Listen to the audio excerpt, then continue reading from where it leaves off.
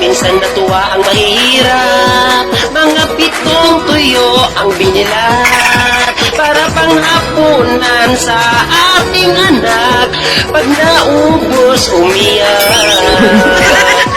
At ang bayan naming pinili, nasa dulo ang pagsisisi.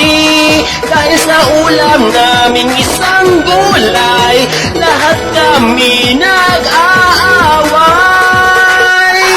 Piliin mo pa rin ang Pilipinas, kahit mahal na ang mga bigas.